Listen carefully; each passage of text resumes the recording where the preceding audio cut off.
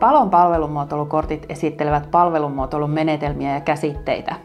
Korttipakka on oppaasi palvelumuotoilun maailmaan. Palvelumuotoilukorttipakka sisältää kotelon, ohjelehtisen ja 52 korttia. Ohjelehtisessä kerrotaan korteista ja niiden käyttämisestä. Se myös toimii korttipakan sisällysluettelona. Korttipinossa on 4 vaihekorttia, 5 jokerikorttia, 10 valttikorttia ja 33 menetelmäkorttia. Jokaisella vaiheella on oma värinsä, josta kortit tunnistaa. Sininen on kartoita ja kuvaa vaiheen väri. Oranssia käytetään tutki ja kiteytä vaiheessa. Pinkistä väristä puolestaan tunnistaa ideoi ja kokeile vaiheen kortit. Ja viimeisessä testaa ja toteuta vaiheessa on käytössä vihreä väri. Olemme valinneet palvelumuotoilun korttipakkaan palvelumuotoilun keskeisimpiä menetelmiä. Jokainen menetelmäkortti sisältää paljon tietoa ja käytännön kokemustamme aukikirjoitettuna. Löydät yksittäisestä kortista menetelmän esittelyn, käytännönläheiset ohjeet sen toteuttamiseen, listauksen menetelmän vahvuuksista ja heikkouksista sekä vinkkejä menetelmän soveltamiseen.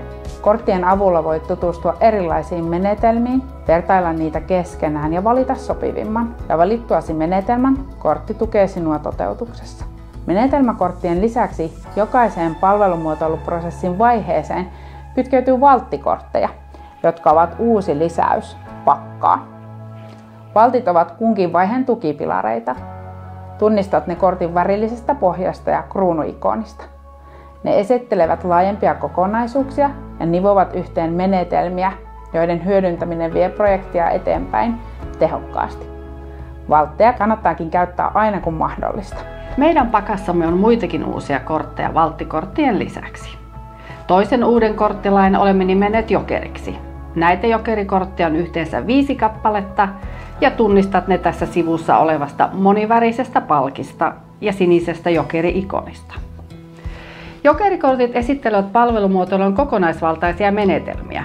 Menetelmiä, joita voit hyödyntää milloin vain palvelumuotoiluprojektin aikana.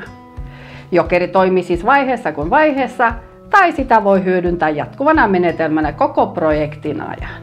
Palvelumuotoilukortteja pystyy loistavasti hyödyntämään palvelumuotoiluprojektin suunnittelun tukena.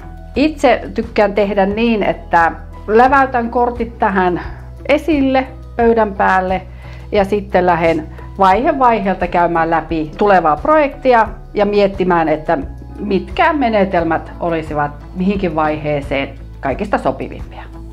Minä käytän kortteja silloin, kun minulla tulee joku jumi tai tarvitsen uusia ideoita yhteistyöhön. Silloin otan pakan esille ja löydän sieltä kyllä ihan valtavasti inspiraatiota ja ratkaisuja minun haasteisiini. Palon korttipakka on ollut minulla käytössä jo pitkään, itse asiassa sen ensijulkaisusta asti. Alussa tykkäsin käyttää pakkaa opetuksessa, tukena ja hankesuunnittelussa. Nykyään on mukava yhdistellä menetelmiä toisiinsa. Miltä kuulostaisi esimerkiksi Lotus Blossom roolipelattuna?